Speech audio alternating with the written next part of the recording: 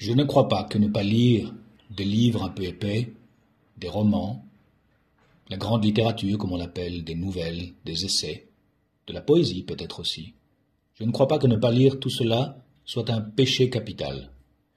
Mais je ne crois pas non plus que lire ces choses qui prennent tant de temps à s'écrire, des années très souvent, parfois toute une vie, je ne crois pas que lire soit devenu une perte de temps. Et même si dans l'un et l'autre cas je me trompais lourdement, chacun, je crois, a le droit de se perdre en perdant son temps comme il l'entend.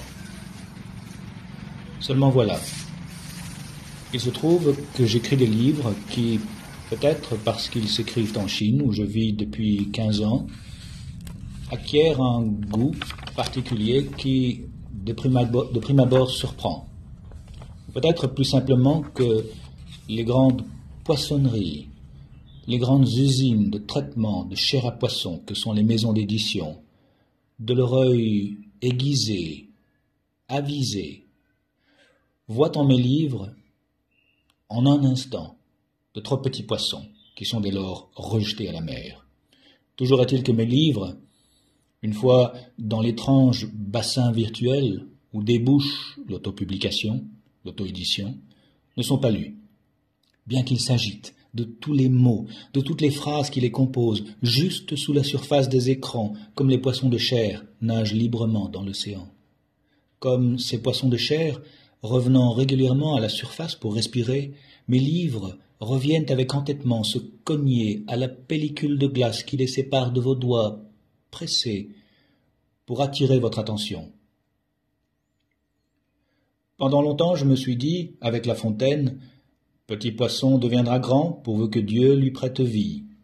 Pourtant, force m'est de constater que, bien qu'ils vivent, mes livres sont dans l'obscurité et qu'ils sont entraînés chaque jour, un peu plus, par des courants impitoyables, vers l'oubli absolu. C'est pourquoi, aujourd'hui exactement, j'ai compris que je commettrais un péché capital envers mes livres, envers moi-même, et peut-être envers quelques lecteurs, si je n'essayais pas de les aider à trouver quelques lecteurs, avant qu'ils ne meurent pour de bon dans l'oubli des grandes profondeurs. Je me propose, pour ce faire, de lire, de vidéo en vidéo, de courts extraits de mes romans, sortis brièvement de l'eau pour l'occasion. Que ce soit à toi, lecteur, toi qui crois en la démocratie des choix, et non aux marchands de poissons morts, de décider si mes livres doivent vivre dans la vase de l'oubli, ou s'ils doivent être lus et vivre dans quelque mémoire.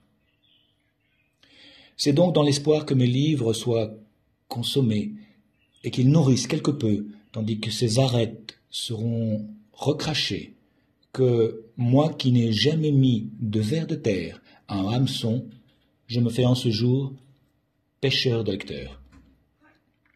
Dieu qui a tout lu, Dieu sans qui rien ne s'écrit, et dont Internet ne manifeste que très imparfaitement la mémoire infinie. Dieu ne veut pas la mort du pécheur, comme dit l'adage. Je ne crois pas que Dieu veuille la mort du lecteur non plus. Adieu.